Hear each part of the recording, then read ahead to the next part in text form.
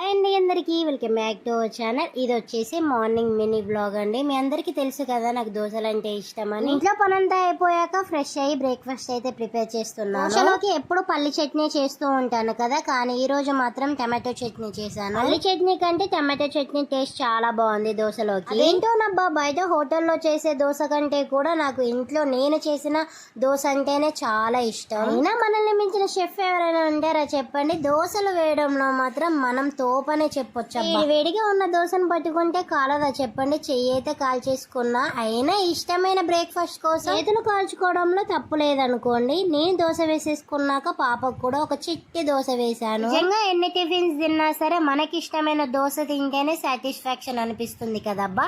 మీలో ఎంత మందికి దోశ అంటే ఇష్టం కామెంట్ చేయండి. ఇంతకీ ఈ రోజు మీ ఇంట్లో బ్రేక్ఫాస్ట్ ఏంటి? నచ్చితే ఒక లైక్ ఇచ్చి వెళ్తూ మన ఛానల్ ని సబ్స్క్రైబ్ చేసేసుకోండి అబ్బా. Thank for watching. బాయ్.